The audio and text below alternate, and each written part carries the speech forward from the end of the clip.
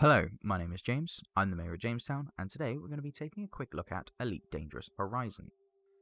The reason I say Elite Dangerous Horizons is because when you load up Elite Dangerous through the Epic Games Store, there's two options. There's Horizons and then there's the regular version. Horizons pretty much just gives you a bit of extra content and it allows you to land on certain planets when you are able to progress that far at least. As of this week, Epic Games has 2 free games for people to play, so this one is going to be relatively quick, as will be the other one once I get around to doing it.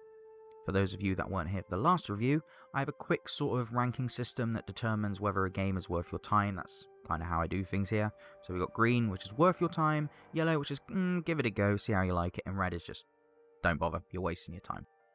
At the end of the day though, it is my opinion and you may end up thinking completely differently, and that is okay too.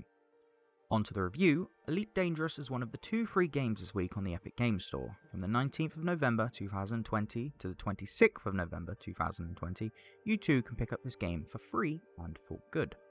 Developed and published by Frontier Developments, you take on the role of a pilot of their own spaceship, allowing you the opportunity to explore a realistic 1-to-1 scale open world rendition of the Milky Way galaxy. Great for those obsessed with space and its exploration. Moving on to the gameplay, Elite Dangerous has you piloting your very own spaceship that you solely command yourself. What you choose to do with that spaceship remains completely up to you. Depending on how you'd like to play, you can be a hauler, an explorer, a miner, or even the greatest space-roaring pirate the galaxy has ever seen. After the tutorial, you are quite literally told that you can pretty much do whatever you want, as long as you have the imagination and drive to do it. Some players may choose to go off into the galaxy to explore parts of the universe that simply have yet to be discovered by other players. Or maybe you just want to blow up every noob in view. Kind of a dick move. If you wish to do it, that's up to you. After all, the game allows you to play it like it was an open world MMO or solo adventure, depending on if you wish to run the risk of being shot out of the stars at any moment from real players. This doesn't mean you'll be protected from NPCs though. In terms of the gameplay loop, the game honestly reminds me a lot of Euro Truck Simulator, where you spend the entirety of your time inside of a vehicle, pretty much doing whatever you want. I mean, you're not really supposed to drive into oncoming traffic in that game, but sometimes you've got to have a bit of fun. Going back to Elite Dangerous though, being able to fly around the galaxy, taking the sights, is one of the best, most relaxing parts of the game, and the game is clearly built around you having the freedom to do that. As should come as no surprise, depending on your career path, you're going to need to change around your ship, its equipment, and its weapons if you get into a sticky situation. For every scenario, there is an ideal spaceship for the job, and considering the many customization options for said spaceship, you've got a lot to work towards in the long run. In terms of controls, the game can take a fair bit of getting used to. This may just be down to my personal naivety when it comes to 360-degree FPS games, but getting a handle on moving in my ship was a rough experience. It takes a fair amount of time to get it down perfectly to a T, and even then I'm not very confident in my ship flying abilities.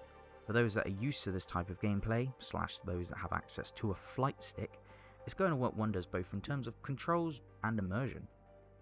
I will state though that for those that have a tough time with motion sickness, car sickness, that kind of thing, barreling around, rotating and doing all of these things while in your spaceship is most likely gonna set off a lot of people that have issues with motion sickness. So be wary when you buy or play this game and take it into account, because from what I've heard, motion sickness is not fun, and just by playing this game, it's quite easy to see where motion sickness could become an issue for some people. Visually speaking, despite the game being close to nearly 6 years old now, it is absolutely stunning. Everything you come into contact with, like the planetary bodies, numerous space stations, and environments, they are all going to be absolutely breathtaking. Half the time you lightspeed jump into another location, you'll be slammed headfirst into some kind of star or planet, which are all designed to take your breath away, and they do exactly that.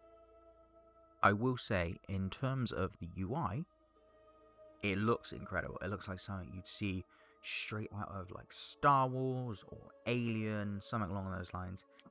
Admittedly, it takes a bit of getting used to, unsurprisingly, but in terms of just sheer visuals, looks fantastic.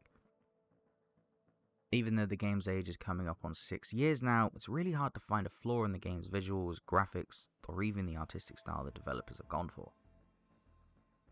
When it comes to the story, it's arguable that there isn't really an overarching story to the game in the first place.